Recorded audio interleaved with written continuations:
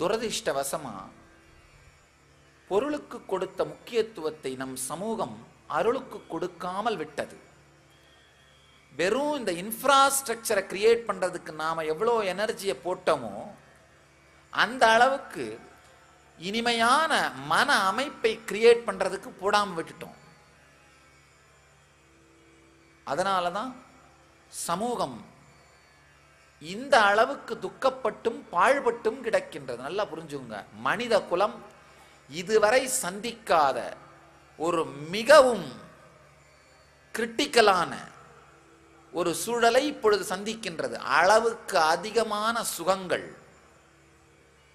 எத்தனை விதமான சாத்தியம் இருக்கோ அத்தனை விதமான சாத்தியக்கூறுடைய சுகங்களும் இன்று உலகத்தில் கிடைக்கின்றது. அதே மாதிரி அளவுக்கு அதிகமான துக்கம், கட்டுப்படுத்தவே முடியாத துக்கம், கிடைக்கின்ற அவைலபிளான சுகத்தின் எல்லையும் மன உளைச்சல், மன அழுத்தம், துக்கத்தின் எல்லையும் அளவுக்கு அதிகமாக விரிந்து விட்டது. நினைத்து பார்க்க இயலாத அளவிற்கு விரிந்து விட்டது. மனித குலம் ஒரு மிக கொடுமையான, மிகவும் மோசமான ஒரு சூழலிலே சிக்கி இருக்கின்றது. ரொம்ப கிரிட்டிக்கலான ஒரு பொசிஷன்ல ஹோல் ஹியூமனிட்டி நின்றுட்டு இருக்கு.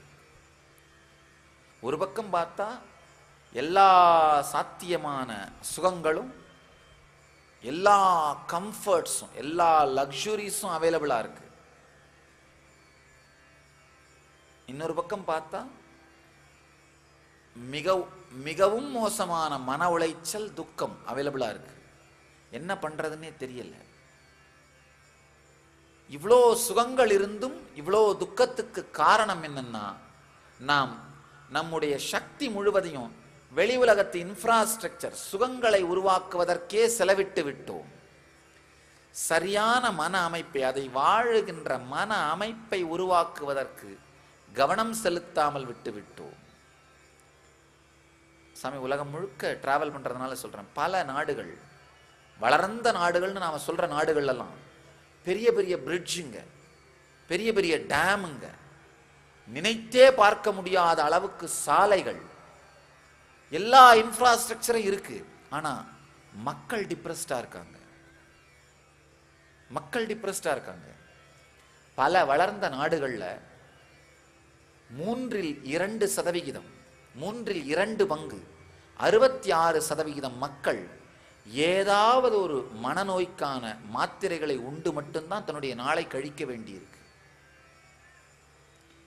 அளவுக்கு அதிகமான மன அழுத்தம், மன உளைச்சல், ஒரு பக்கம் அளவிட முடியாத சுகங்கள், இன்னொரு பக்கம் அளவுக்கு அதிகமான மன அழுத்தம். காரணம் என்ன?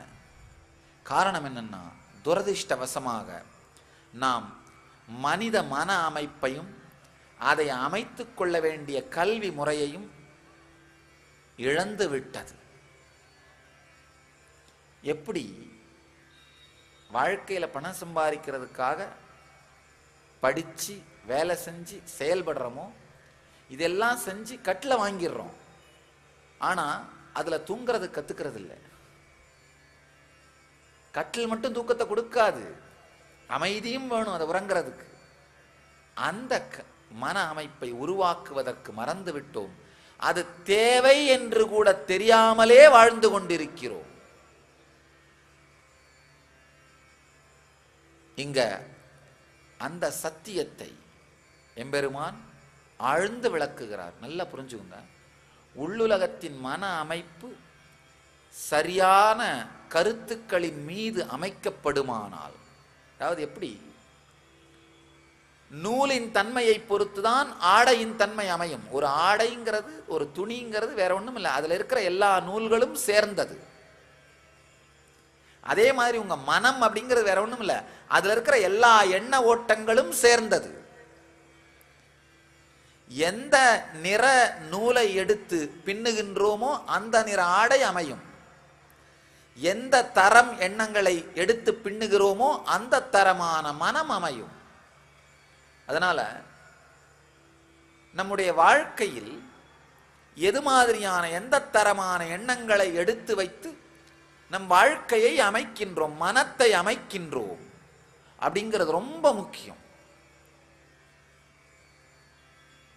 இந்த ஞான சத்தியங்கள், வாழ்க்கையை பற்றிய முழுமையான தெளிவான ஞான சத்தியங்களை சார்ந்து இந்த கருத்துக்களாலே உங்கள் மன அமைப்பை உருவாக்குவீர்களானால் உங்கள் வாழ்க்கை மிக உயர்ந்த தன்மையோடு இருக்கும்.